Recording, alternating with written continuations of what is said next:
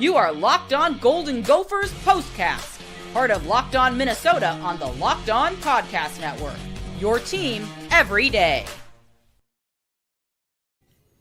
Gophers get bullied tonight by the number one team in the country, Ohio State, 42-3. That's your final. Gophers move to 3-2 on the year.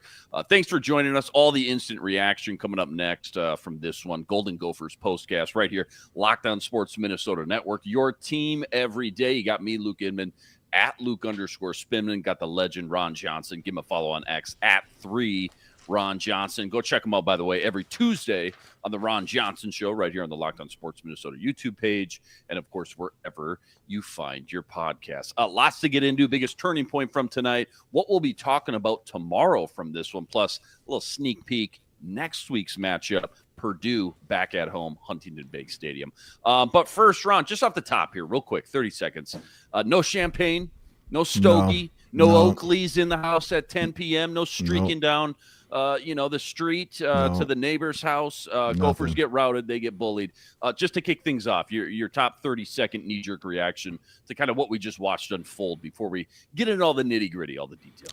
As a wise man once said, we thought they were who they thought they were.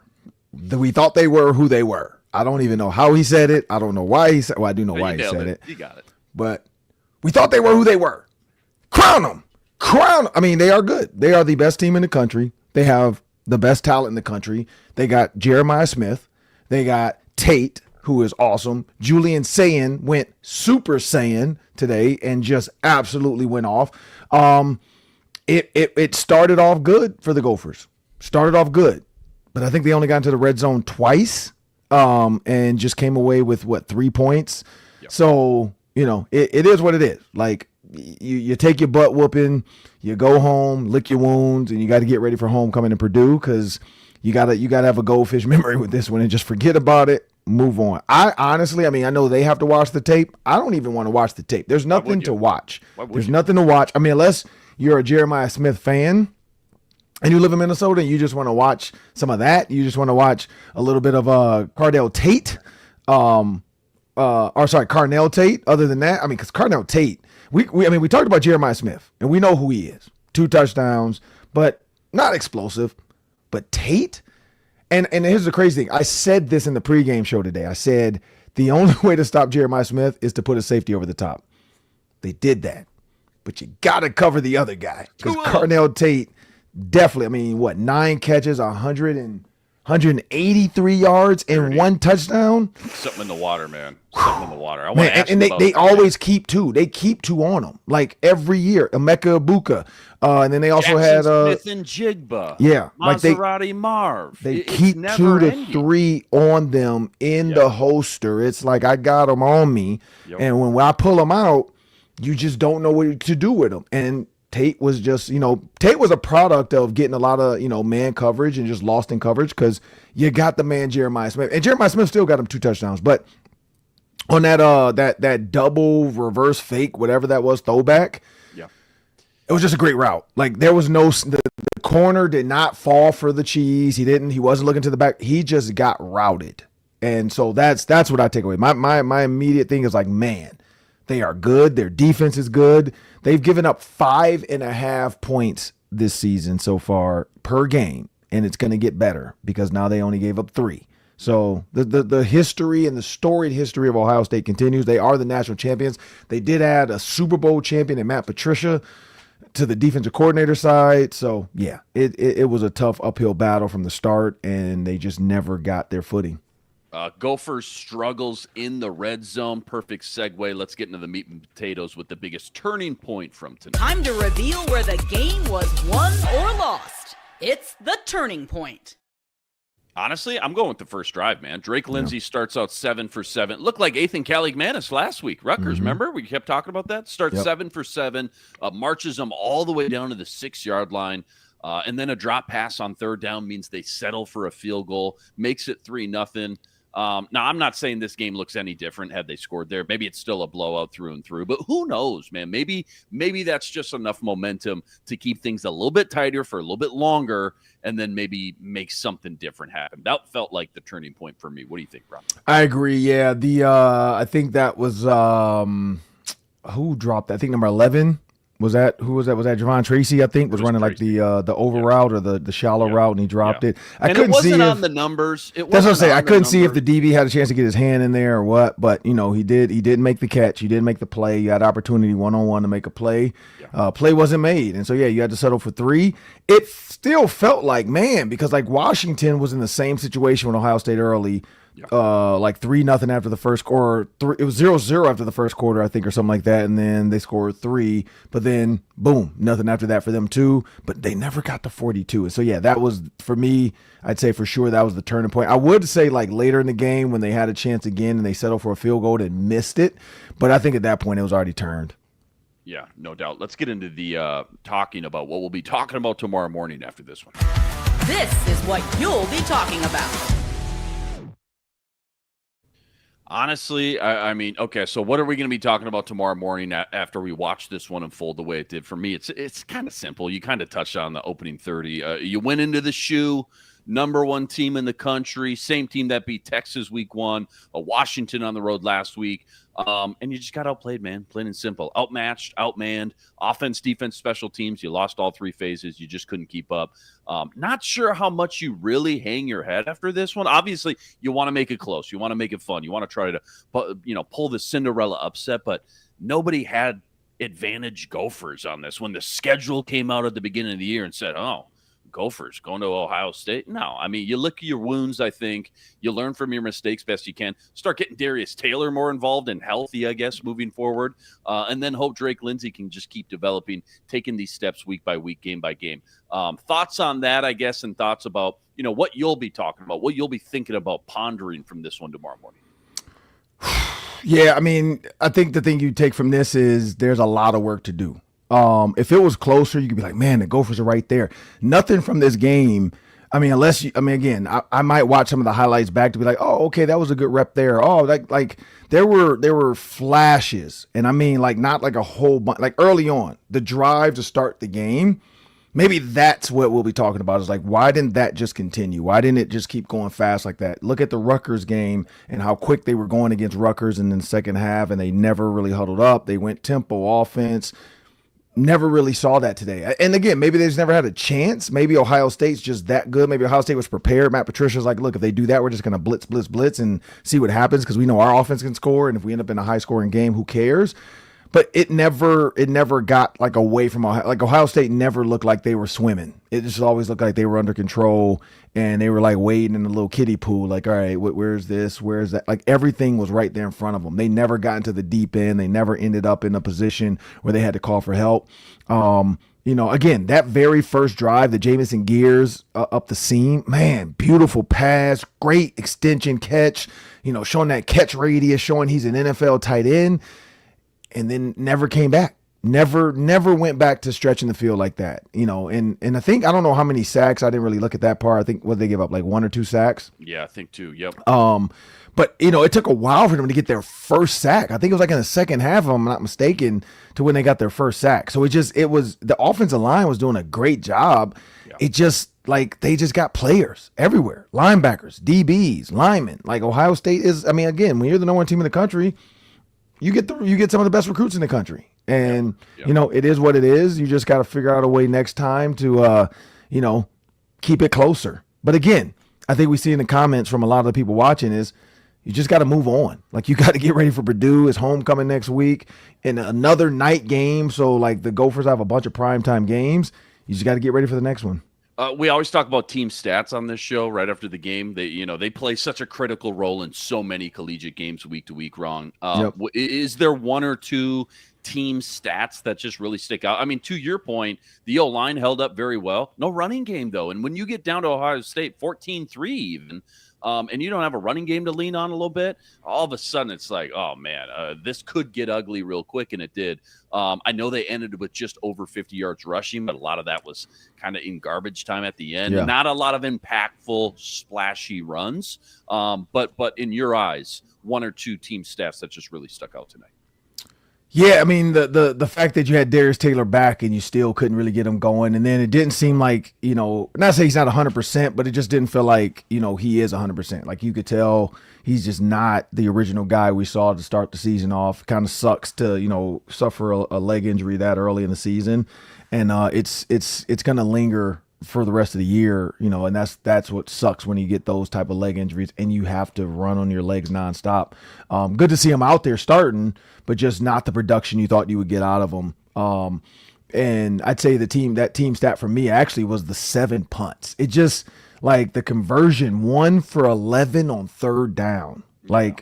That for me is the one that they're going to be looking back like, man, like we could not get it together. Like we ended up in third and long, maybe way too much. Time of possession was only 28-31. Like you said, a lot of it was towards the end of garbage time. And honestly, like Ohio State on some of those one-hitter quitters, just, putting that dagger in the coffin. And so it 51 plays to 58 plays. Like it seems closer if you don't look at the score until you look up at the total yards. 162 to 474.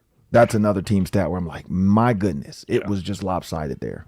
Yeah, and to your point as well, I think on the broadcast, I want to say they threw up a graphic in the first quarter, 3rd and 4 or more for Ohio State. That defense had allowed like 1 conversion out of 22 attempts. Not 3rd and long, like we talk about Vikings defense, Brian Flores, 3rd and 7, 3rd and 4. 1 for 22 opposing teams' offense converted. So, yeah, you're going up against an absolute juggernaut. Normally, after a win, we do, the game MVP.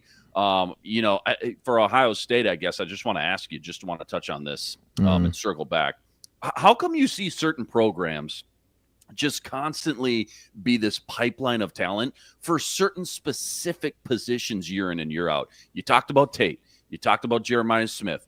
But Garrett Wilson, Terry McLaurin, Marvin Harrison, Emeka Egbuka, Chris Olave, Jackson Smith and Jigba, Santonio Holmes, how far you want to go back? List goes on and on.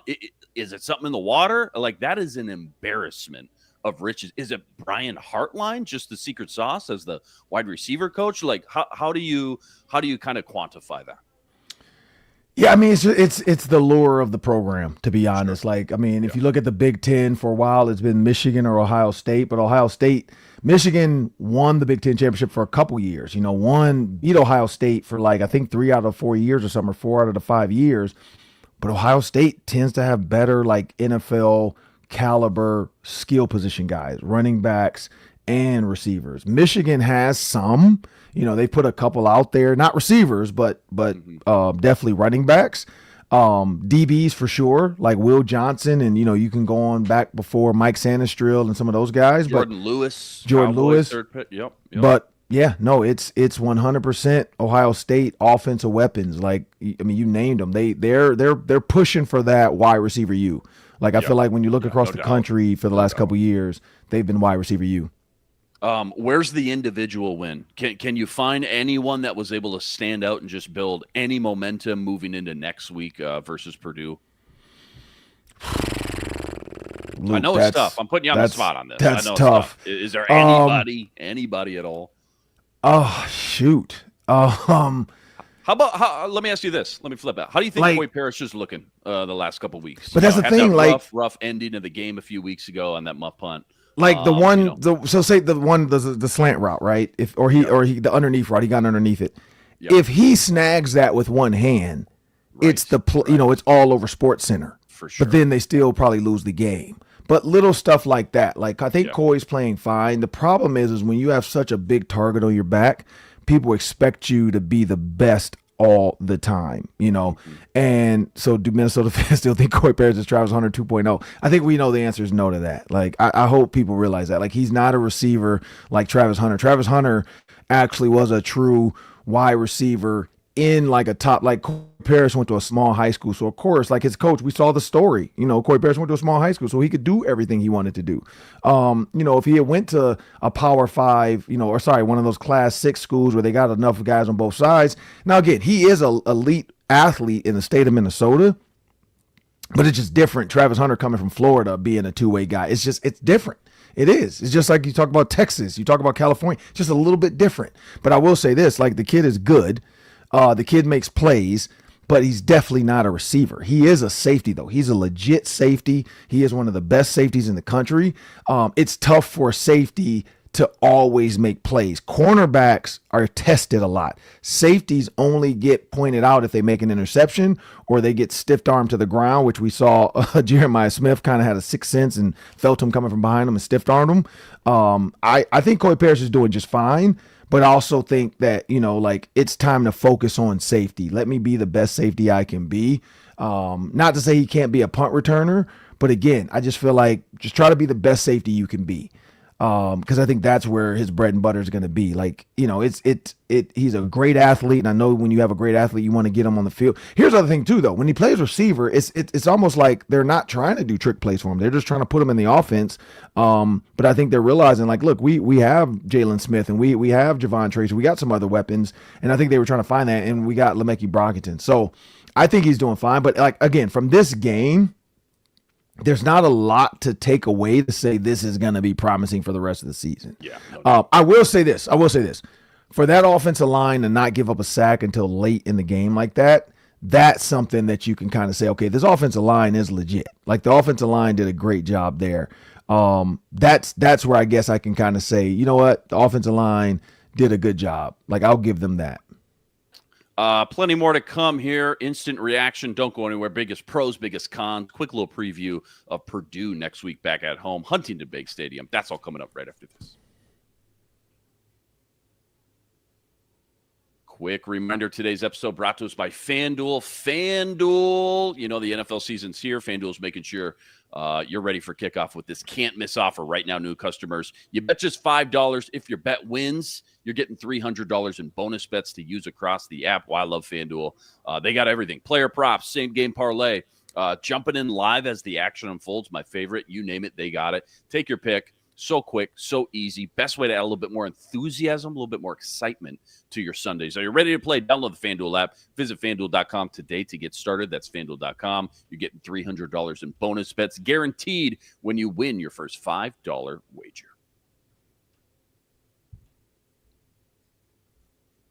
All right, what we loved, what we hated. I'll just rip both mine out. You tell me what you think. What I love, Drake Lindsey starting the game 8 for 8, marching down the field. Look at the part, passing the eye test, right?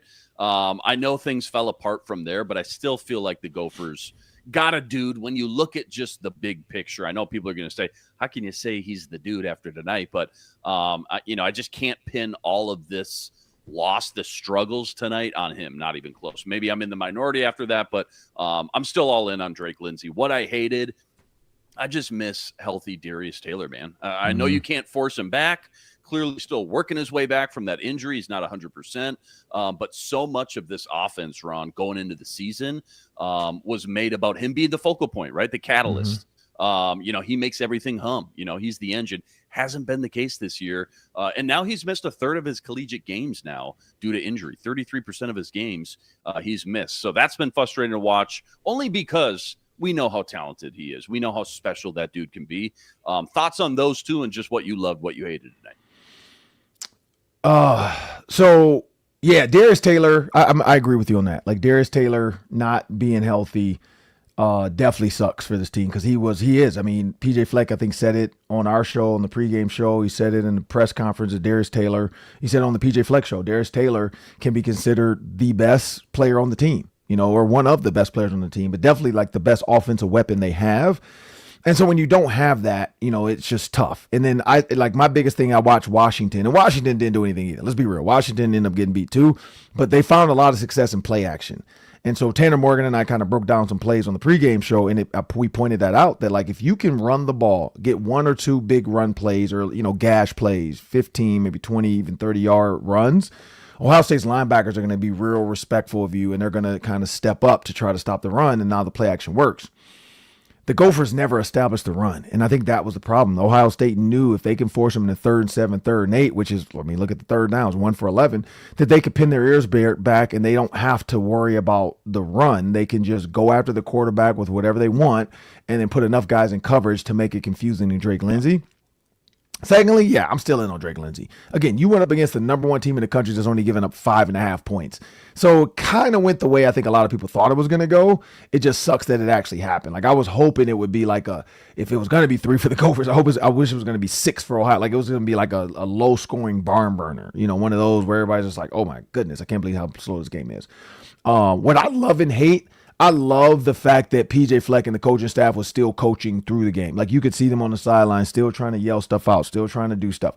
Him going for the field goal. I haven't even looked at social media yet, but I'm pretty sure going for a field goal that late in the game, people are like, what are you doing? You're down by whatever 4 or 5 touchdowns. You might as well just go for it at this point. So I get their sentiment, but he's just calling the game the way he's like, look, this is what I'm going to do. This is what analytics say. Let's get some points, take some points, find some victories in this. Let's work on some stuff. Guy misses the field goal. So then they're like, you might as well went for it anyway. So there's hindsight's 50-50. Who cares? Sure. Yeah.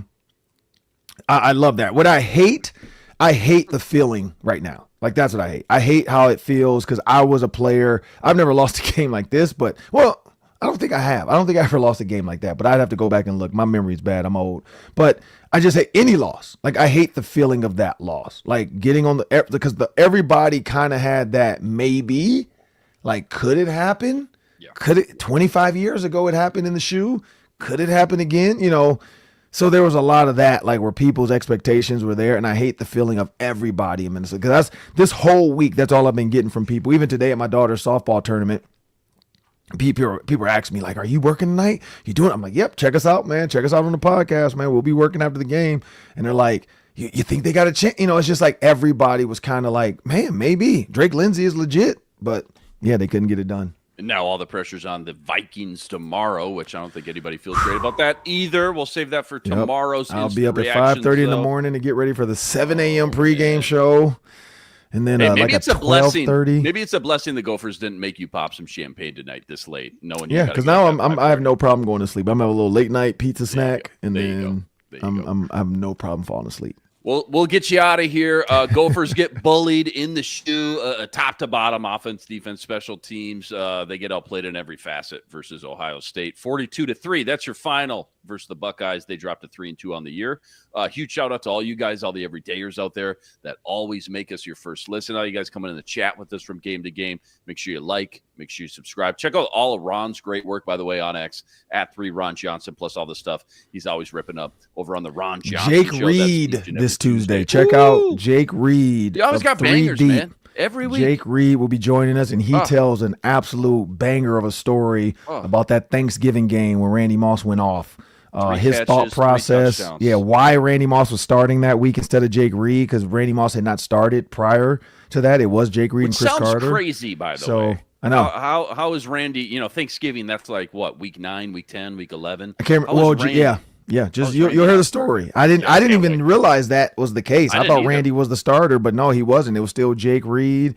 And but think about it. Justin Jefferson wasn't the starter either out the gate for the Vikings. So that's true. A lot of NFL teams kind of do that sometimes, where if you have 2 other veterans already there, hey, let's let them start off and see how it goes, and then hey, okay, it's time to get the rookie in here. But Randy Moss got in there because of something. Jake Reed was like, so yeah, it's a great story. Oh, I can't wait. That's awesome. Go check that out up on the Locked On Sports Minnesota YouTube page next Tuesday and wherever you find your podcast. Boilermakers up next, another 6:30 p.m. kickoff for that one. Join us for that. Should be another good one. Until then, Sky Umar, go Gophers. Signing out.